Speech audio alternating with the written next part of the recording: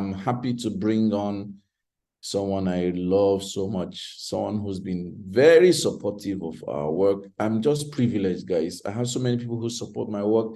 You see this man that is about to speak?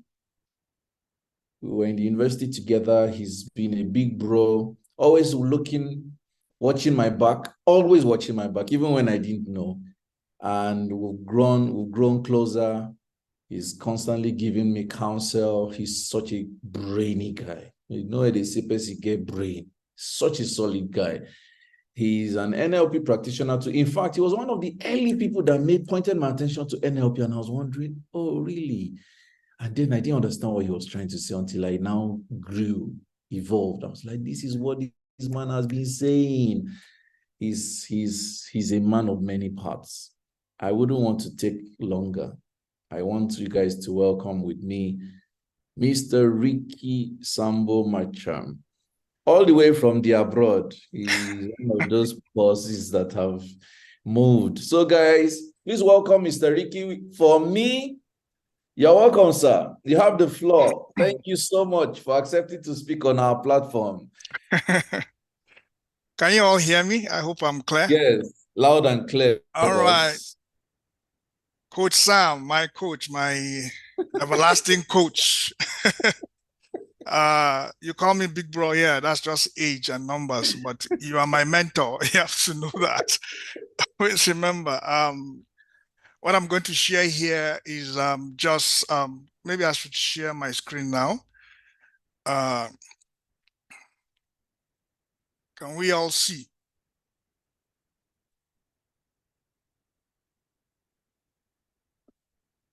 Is it clear?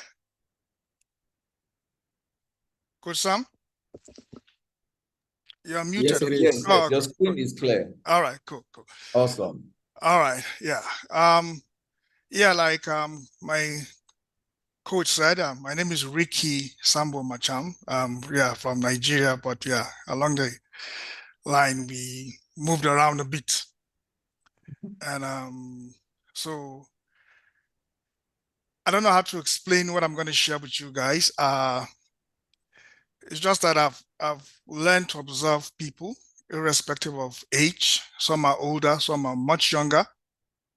I study my children. I see the differences in them. I even study animals, just watching documentaries and see, okay, what makes this pack of wolves succeed in whatever they are doing? What makes the lions? Just to see what I can learn.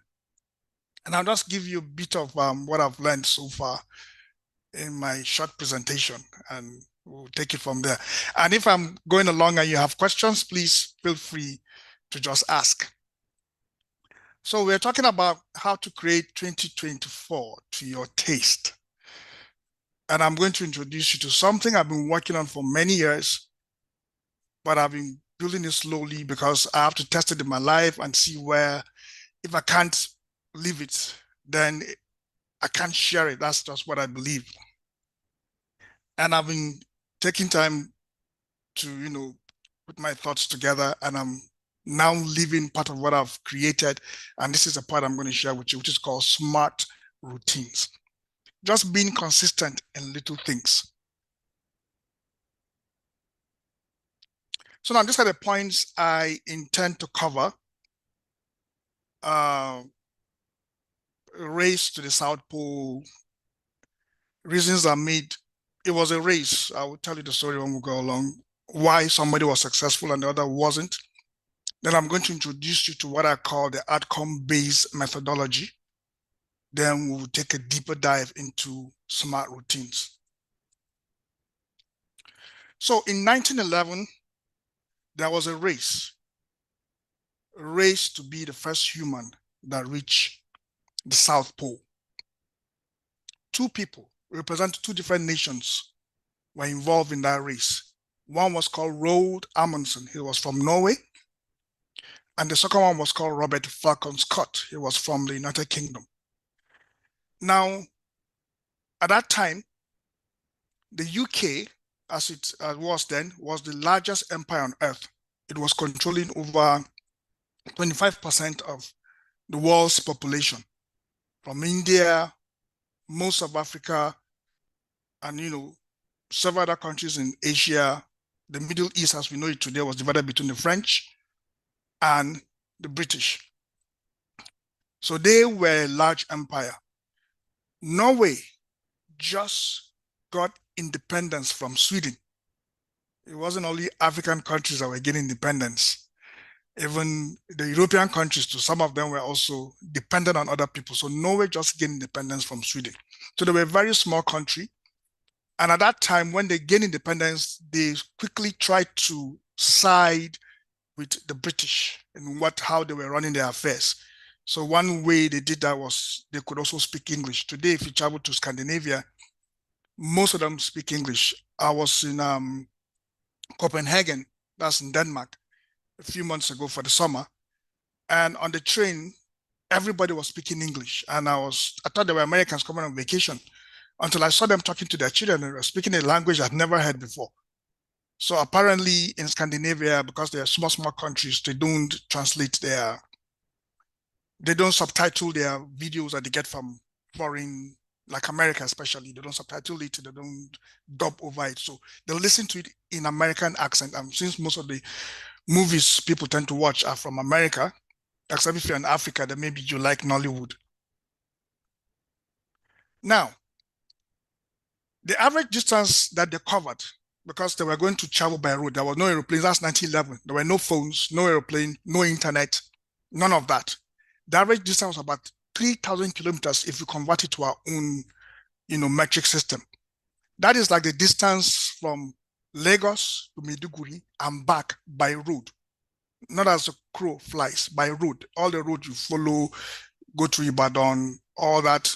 If you want to follow through Abuja, you could follow through Benue, whatever you follow, then maybe through Jos, and then up your way through, Bauchi, and, past some local governments, Yobe, down to Maiduguri, and then traveling back the same way. There were no cars that could go that way because no human was known to have gone there and lived to tell the tale. And it could be the same distance, total distance from Lagos by road to Guinea-Conakry, about that distance, or traveling by road. If you have traveled to Ghana, maybe some of you flying now, but back in the day when we used to go to Ghana, we used to go by road. I used to work in Maiduguri actually, so maybe that's why I'm using those distances because I'm familiar with them. Never been to Guinea-Conakry, but at least I've been to Accra, Ghana. So that was the average distance they were meant to cover. And remember, nobody had ever been there. If anything happens to you, you couldn't call anybody. There were no cell phones. Sometimes we take it for granted some of the things we have today, the internet, modes of transportation, back then they didn't have any of those. Somebody won. Amundsen, the Norwegian, he was able to take his men there safely and return them back to base safely, being the first humans known to have gone to the South Pole and returned alive. One of the things they did was they put the flag of the King of Norway, just so that if anybody should come back, they will see the flag. Scott got there over a month later and saw the flag of the Norwegian flag flapping in the wind. He knew he had come second. On his return leg, he and all his men who took the trek died. Now, why are we talking about South Pole and all that? What has that got to do with our lives in 2024? For me, I think business is very hostile. Some businesses survive and some don't make it. I first came across this story when I was in my preteens. I couldn't pronounce some of the names back then. I was young. I just started learning how to read. And the story is stuck about adventure. And I never forgot the story until maybe 5 years or 7 years ago when I had to read the story again from a book called Great by Choice. And even on my last trip to Copenhagen, I met a Norwegian woman. And all I wanted to know more about was what has the country done about Raoul Amundsen, because I was so obsessed by his trip. I've watched different documentaries on YouTube. Now that we have YouTube, I've read different books. In fact, I even have a copy of the diaries of what they wrote on their journey, both Amundsen and his men and Scott, the ones they have, and they were all published. Amundsen wasn't written in English, it was written in Norwegian, but somebody translated it, and I have access to the first English translation of what he wrote in his diary, with all the mistakes. I think I've corrected everything now. People were able to see what he meant. So, why was Amundsen successful? Now, if you're going to take that kind of trip and you're traveling down to the South Pole, the question is, what is the one thing that will make you successful? Both Amundsen and Scott discovered that the key to their success will be their mode of transportation. Because if they can cover enough ground, they'll be able to make it there on time. And then they can also return. But there were other things. That place was unknown. The weather could get so bad. So they had preparations. The smartest thing they did was they said, let them travel during the summer. That's the summer in the Southern Hemisphere. While we are like now, this is for us in the Northern Hemisphere, this is like winter. Even though if you're living in the tropics, you may not notice the difference. But this is when you start having longer nights and shorter days. Back in the Southern Hemisphere, they'll be having longer days and shorter nights. In fact, in the South Pole, it will be, the sun will just be going round. No sunset until it is winter again. So that was why they chose that, because they didn't have flashlights that could survive. Maybe they had flashlights, but I don't think they had very good batteries. So they needed natural light. So they had to go there during the summer. Now, there was something Mamado said, and I was like, oh, I had to check whether he was spearing through my notes. But I think it's something every thought leader knows, that you have to have focus. You don't have to spread your wings. To start with one thing and concentrate. Know what you need so you can achieve it. So Amundsen concentrated on one method. He used dogs, sledges, and he also got skiers to support him, because the men will be on skis. Let's give it to them. Scandinavians are good skiers. The British were not. And the British were colonizing the tropics. Probably that was what pushed Scott to bring 3 untested methods. Number one, the dogs. He brought dogs, but we'll go further into what Amundsen did differently when he was bringing the dogs. He also brought motorized sledges. Now, the British was a very heavy, powerful empire. The first industrial revolution was spearheaded by the British Empire. And of course, it would have been easier for him to say, let me get these new motorized sledges that I've seen. Let's power it. That will make us drive faster, because I can see them on the road driving very fast. But why I said they were untested was because nobody had used them in sub-zero, where the temperatures are going below zero. You know? And then he also brought ponies, because probably in Afghanistan and some of these other places where the British went, India, Burma, close to Mount Everest, that place is very snowy also. He saw the people there using ponies, some kind of ponies. So he bought them and brought them, thinking at least if dogs don't work, the motorized sledges collapse, ponies, at least one of them will survive. Unfortunately for him, all the 3 methods he brought did not work. So at the end, he and his men were man-hauling their goods. And if you know anything, man is a terrible beast of burden compared to most of the animals we have. He will not fare very well. Now, Amundsen got the best skiers. One of the people he put to lead the team of skiers was a champion skier. That man was not even interested in polar explorations. But because he wanted the best, that's his strategic focus. He concentrated on what he wanted and insisted on getting the best. We should also know that Any Norwegian back then would have beaten any British guy. If possible, the best British guy is skiing. But Amundsen wasn't taking chances. He didn't say, let me just get any skier. All of us can ski.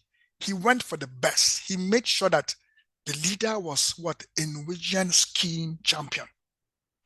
Those are the people who will be following the dogs. And he got enough dog trainers. And they had simulations over and over to be sure that they could manage the dogs before they set sail. He also got the best dogs for the job. When he went to countries like Greenland, he saw all the Eskimos there, how they lived, how they were using dogs for transportation. He had to find out the best breed that they had that could be used. He got them. He went there himself, looked for the healthiest, the best that money could buy at that time. He bought them and he came back with them and started to learn how to control them until he was sure he could work them out. Not him, he and his teammates.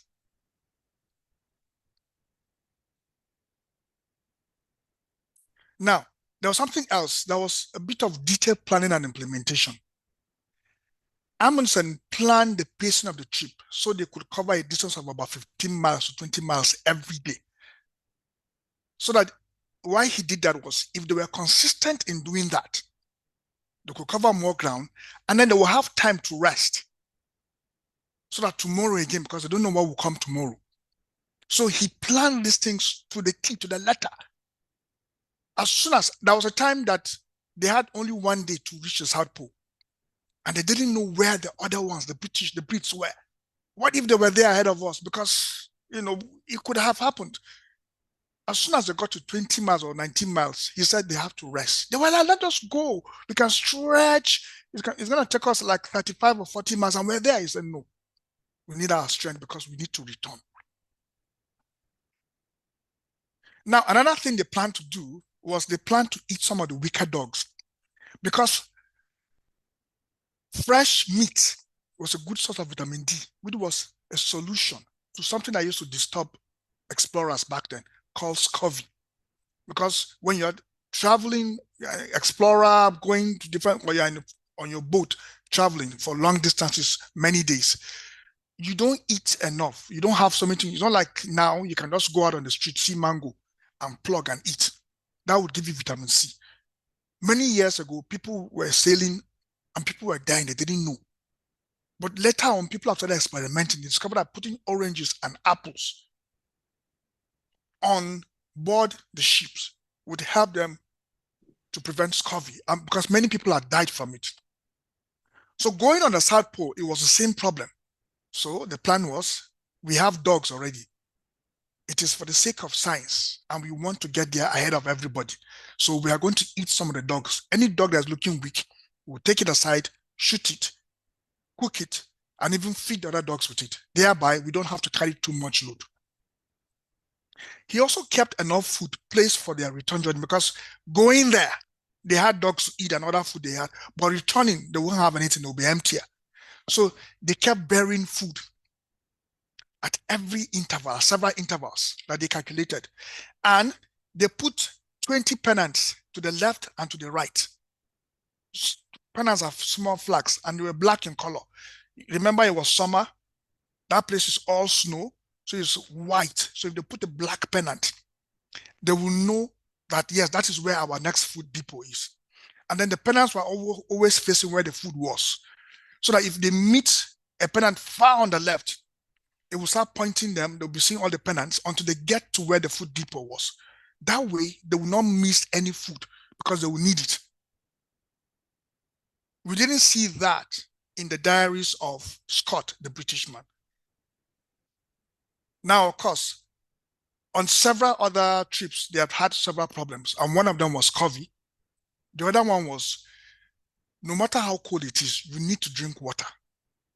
So they couldn't carry water. But what they banked on was to have fuel, paraffin, which was more like kerosene, stored so that when they come, they could light the paraffin, they could light their lantern, light the paraffin, then fetch some of the ice or the snow around there, then melt it, then drink it.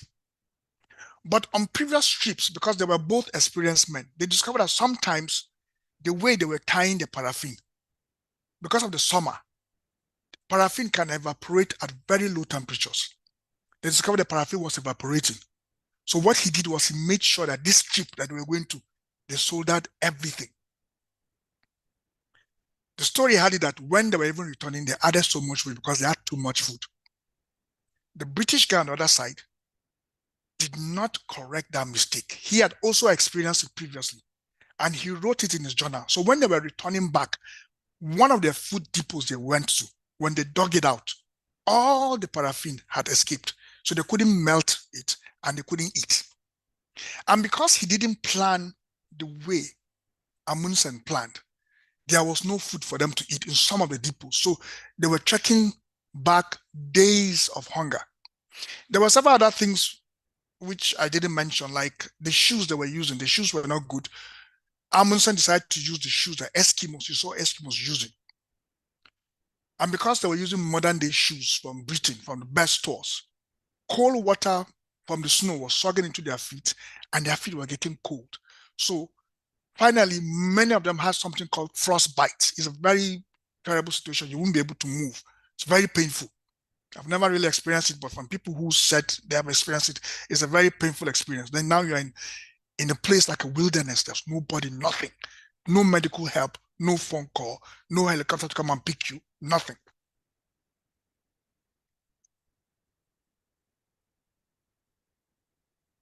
Now, I want to introduce you to what I call the outcome-based methodology or the outcome-based framework.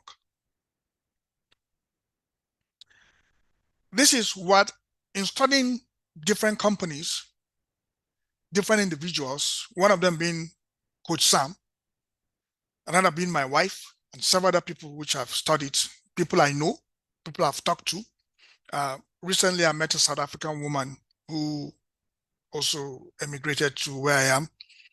And her husband was telling me about how she rose through the ranks for them to even be posted to Europe. And when I sit down to talk to such people, I see the same thing appear over and over. And this is what I've streamlined down into what I call the outcome-based methodology. One of it is being able to design your future, the outcomes you want to see in your future. And for me, I think it takes 4 pillars. One is contribution. What is one value that your work is going to provide, and who is it going to provide it for or to? We've had this discussion, and I think Mahmoud will say something about it also. He talked about passion. I think when people tell you to follow your passion, I think they're deceiving you because people have different passions. Maybe Coach Sam's passion was to help people. And so he went into mental health training and he now became, a pro in what he's doing because he wanted to help people. So maybe that was his passion. And from people who knew him way back in school, yes, he used to talk about some of the things you could do. And this is one of them which he has so successfully done so far. But I've met people whose passion is to dance something like, is it salsa? There's nothing wrong with dancing salsa. But if you're living in Nigeria, in a very small town in Nigeria, chances are very high that you will not be an expert in salsa because you don't have experts that will show you some different techniques. Chances are very high nobody will know you in that small town that you're a good salsa dancer. So how can you survive on salsa? That's your passion. You have watched it on TV and you liked it. You can't travel to somewhere like Cuba or South America to learn it. So what do you do? I know there are some salsa dancers in Abuja who advertise once in a while, but how good are they? It's just like basketball. If you want to play good basketball, you have to move to somewhere like US. So some people get the advantage because they are tall, they pick them. But what I tell people is look for value. If you are playing basketball in Nigeria, nobody really cares about basketball players. That might not be what will sustain you. You have to be smart enough to look for something else that you may not have that much of a passion for, but can create value for people around your vicinity. Then you can use that. If you insist on salsa or basketball or whatever is not very common where you are, like in Africa, for instance, you can now mix them together. So looking for how to create value in others, irrespective of whether you have passion for it or not, for me is key. That's one. Number two, I don't think any one of you here, not even me, you have just one thing you're passionate about. I love reading. I'm passionate about reading, but that's not all I love. I love giving talks like this, but that's not all I love. I love solving problems using data science. That is what I'm doing right now. And there's value for it because people and companies are looking for my expertise. And right now I have a couple that I'm working for. So they give me this, I solve it, and I get paid. I also have passion for that. I mean, I'm sure most of you have passion for reading, but how many of you can get paid for reading? Except you can condense it and present it. Then people must say, yeah, the topics you're talking about creates value for us. So the key thing about designing your future is what you're going to be contributing. Number two, who are you going to be working with? Collaboration. Who are the people in your network? Right? Who are you even going to be delivering that value to? All right. Then capabilities. What capabilities do you need for you to be able to achieve that, to contribute, to give that value to the individuals who need them? Then, of course, you have to also think of how you want to be compensated. How do you want to be compensated? Now, the next thing in line after you've designed your future outcome, you can write it in the statement. Some people call it mission statement. I just call it future outcome, what you want to see in your life based on the 4 pillars: contribution, collaboration, capability, and compensation. So that will define what you say. And that's how you want to spend the rest of your life, because this is what you want to deliver. You have to also understand something called the core behaviors. I call them staying on track. If you have defined where you're going, you stay on track. A simple example, we don't have to go too far, is Coach Sam. Coach Sam can tell you his stories. I don't have to be the one telling the stories. How he started by sending texts to numbers in the year 2000, early 2000, 2003, 4, 5. That was when GSM came. We didn't have WhatsApp. We didn't have To Go. We didn't have Viber or Telegram. We didn't have any of this. He had his phone. Like he was working and he got money for the phone, and he could just send text. I think text was how much? 15 naira, I can't remember. Every number he saw, because people were beginning to put their phone numbers on their billboards. He would copy some of the phone numbers and sending them text. And some of the billboards are just an individual whose phone number, he put there. And then in the morning, Coach Sam would have sent them a text about something that he chose that day. And quite a number of people responded to him and said, yeah, thank you for sending this. Sometimes when he forgets to send it, people will remind him, we're not heard from you, sir. That means people needed some of the content he was sharing. And I don't know the year he started, but you can imagine from 2000, this is like how many years now? Probably reaching 15, 20 years probably. He will tell you the story himself. He knows more than I do. But those are the things that when we sit down and I want to pick his brains, those are the things I get. I was like, wow, this guy has been so consistent. So you need to define your core values, how you want to stay on track. What do you want to do to keep you on track?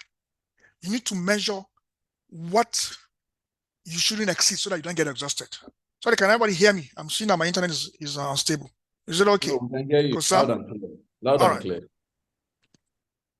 Number 2, staying alive. So when I'm thinking of all these things, I think about the people going to the South Pole. They were going to die if they made one mistake. One of it was they needed to have enough food. Another thing was they needed to have vitamin C to prevent them from having scurvy. They needed the right clothing.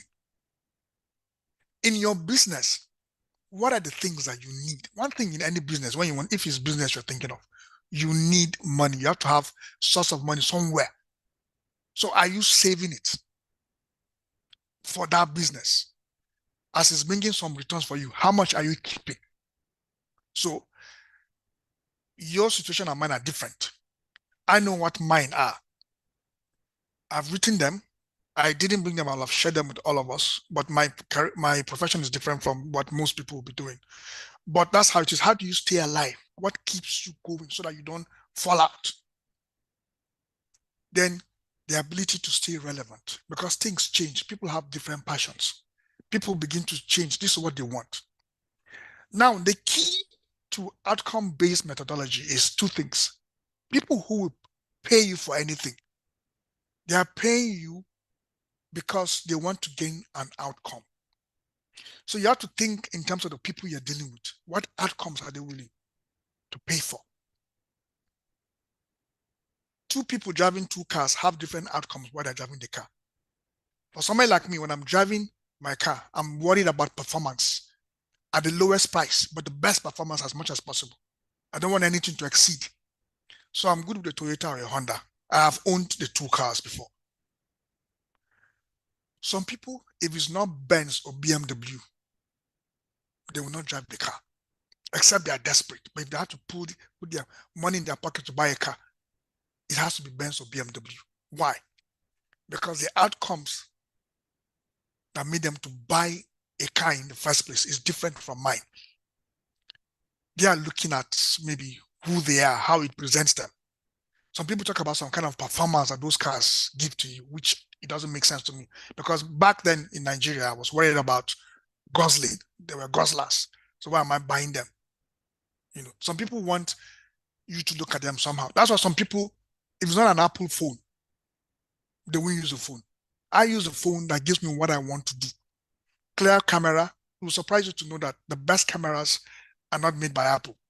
They're actually made by Google Pixel. But most of us don't know. However, the ecosystem of Apple, I remember it was back then, it was BlackBerry. Once you have BBM, it was like you were something else. Sorry, don't be too religious when you're dealing with people. If you can provide the person with the outcome that he's willing to pay for, you are in business. You have to think in terms of outcomes. So when you are getting relevant, you have to adjust yourself. You have to adjust your strategy based on the outcomes you see people are desiring. So the next stage is to have something called a thematic objective. Something you want to achieve in the next 3 or 4 months that will take you close to your ideal. Remember, your ideal is not something you necessarily have to reach. If you say you want to be a guru in the self-help industry, you never reach there because there'll be other things to do and you keep pursuing it. We know somebody, I used to follow Tony Robbins many years ago. I discovered him, I don't know, maybe 20 years ago when I bought one of his books a long time ago. And he's still pushing. He's still getting relevant. He has even moved into finance, not just NLP, neuro-linguistic programming. He has moved into even finance, investments. He's trying to stay relevant, and he knows that things are happening. People are not making financial decisions very well, and he has had the privilege of doing it. So he started inviting people who are gurus in that field, and then presenting that to his audience, and people paid him premium.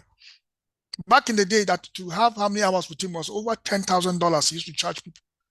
And he still has a large crowd.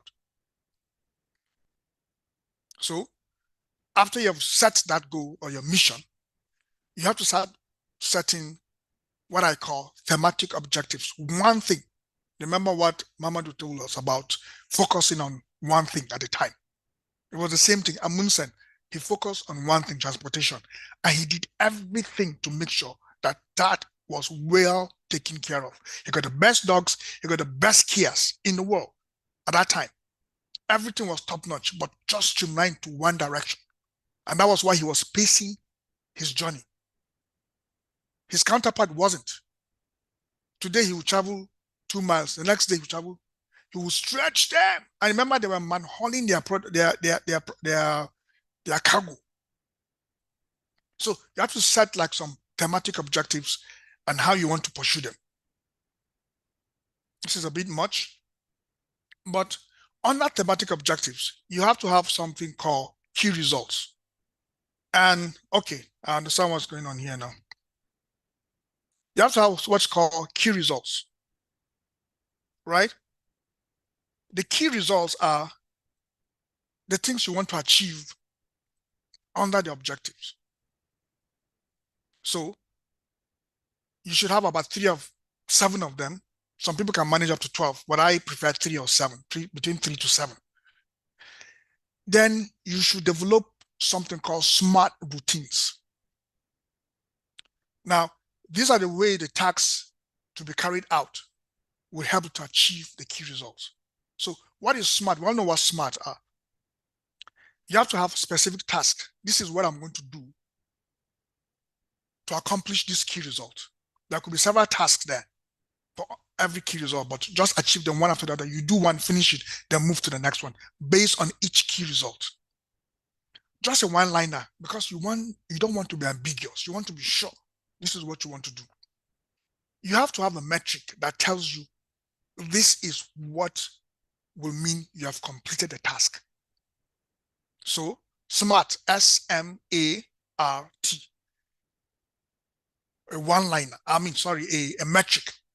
The distance to travel to the South Pole and back was about 3,000 kilometers. It was in miles I measured it, but I just approximated it to 3,000. So they had to know that when they get there and how they will come back, they know that they have completed it. This is a total number. So when we say achievable chunks now, which is the A in my SMART, what are the things that you know you can achieve consistently to take you to cover the overall goal? Right? So here I gave example. Amundsen broke it down into 20. He called it, some people, historians started calling it 20-mile march, because he made sure that was that give or take, plus or minus 20 miles. He will cover it every day. Remember what I told you? That was a day he covered 19, and they said, let's go. He said, no, let's rest. Let's do other things. Let's play. Let's relax. Let's write in our diaries, like letters. In case we die and they find our bodies, they'll be able to take the letters and give our loved ones. These are all the things that we're planning. Let's rest. But they had achievable chunks from his experience. Remember, he was very experienced. He knew that was the best way to do it. Divided into chunks that you can do. And then they are all expert skiers. They knew they could do that. So in whatever you plan for next, maybe you want to be a PhD holder. What can you achieve? Ask people who have done PhD. If you want to start, what was the achievable metric they had and how are they achieving it? If you have done masters, then maybe you have an idea of how to do it. Anyway, especially if your masters was by research. So you understand, you can now pace yourself. This is what I'm going to do, so that at least in 3 years, I have something. If possible, you have done your dissertation and your defense and you are finished. Just, you have to find a way of pacing yourself. Then realistic, you have to know the resources you have. There's nothing about, let's do it by faith. I mean, sorry, I'm not trying to go against maybe some of our Christian upbringing or whatever upbringing we have that has to do with faith and all that. You need to know what you can do. You cannot hope, let's just hope for the best. If there's an opportunity to get everything right, do it to get it right. That was why Amundsen got only dogs for transportation, and he practiced how to use them. Rumor has that they had over 100 dogs. I don't know which one, different places. I've seen 97, I've seen 160, but very few came back because some just died because they were tired. It was a long walk, it was a long trek. And some were killed for food when they were looking weak. They ate it, they fed them to the dogs. They even, like I said, they even added weight on their return leg. Meanwhile, his counterpart were famished. They were dehydrated because they were not drinking water. Their paraffin evaporated in one instance. So, and they died not so many meters away from their next large food depot, but they couldn't see it because they didn't have enough markings to prevent anything from there. To prevent them from seeing it. These guys were also experienced. That wasn't their first time. And they knew they had those problems in previous instances, but they still didn't correct them. So you need to know the things that could kill your journey and how you're going to mitigate against them. So that's why when you're doing the tasks that breaks down all your stuff, how you plan your next year, you try and think realistically, can I do this? If I can't do it, who can do it for me? When Amazon started, they discovered that the key deal for them to be successful was one word: fulfillment. If A from across the country orders for something online, getting it to his doorsteps, that was the only way. They didn't have the capability. Now they do, but back then they didn't. They had to look for a company they could trust and they could afford. When they found a company, Jeff Bezos made the decision to move the headquarters of his own company, Amazon, where that company was, so that he could have access to them in case something happened. Fulfillment, that was realistic. They knew that they couldn't do it, but these people have a track record of achieving it. And once the deal was struck and they agreed, they decided to move close by. So they will work hand in glove. They will do it together. Then on timeliness, why I talk about timeliness is you have to know when you do certain things. If you are studying for a PhD, maybe you are more of a morning person. Don't read in the night. Don't read in the afternoon. You have to find a time whereby there will be no distraction. So that's why I talk about timeliness. Maybe you want to work, maybe it's work days, maybe it's weekends that your business works better. Then check the task that you're doing. When you're forming your routine, your smart routines of how to execute your tasks, you have to see the best time that you can do that and do it very well. Now, I'm going to give you an example from one of the tasks I undertook. We were authoring a paper, and I was one of the contributors. And it was in a language that I speak, but I'm not so fluent. I wish I could borrow Coach Sam's ability to speak Hausa. I grew up in Jos, and if you know anything about the language, Jos people, the Hausa is, sorry if you're not Nigerian, but Nigerian will say you get K-leg. There's a way it sounds. But I really wanted to be part of this work, and they needed people anyway. So I was there and I was an expert. Sorry, it's also called NLP, but it's not I'm mixing the names now. That one is called natural language processes. So we're trying to teach computers to read and write in different languages. So Hausa is considered a low resource language. That means quite a number of we don't have enough materials on it. If it's English, I just showed you extracts I got from, what's his name, Robert Scott's diaries. I picked some of this from his diaries, what was printed online. So there's been so much written in English. The English Constitution was written God knows how many thousand years ago, or hundreds of years ago, probably. I don't know how far back, but I've been writing like that. Even the King James Bible was printed probably in 1611. And before them, several things have been written by hand, or when the printing press came, they started printing them. So there have been centuries of writing in the English language. So there's so much. But in Hausa, or even some of our smaller languages, if you're lucky, you just have just the Bible or some tracks, nothing more, because all of us now either speak the major language around the area. If you're in the Southwest, probably you'll be speaking Yoruba. In the North, most of us speak Hausa. Different levels of expertise. So this is us. We wanted to annotate that. And the idea was to read the sentence, see how it relates to the English, whether it's correct or not, and then give it a score. And so I had to now look at it. I had to break it down to my smart routine, how I'm going to approach it. So I'll finish it within a certain time, because I have so much work I had to put off to do this. So this was my goal. I said let me see if I can do, okay, sorry. I can do that. I said to complete, I'm making mistakes. Sorry.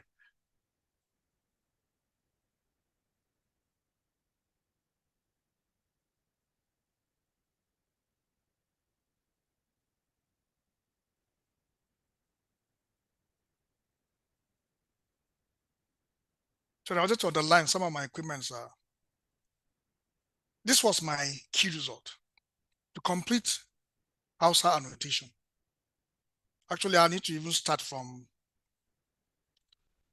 the thematic objective I had for the quarter ending this year to establish myself as a data scientist with a portfolio to showcase.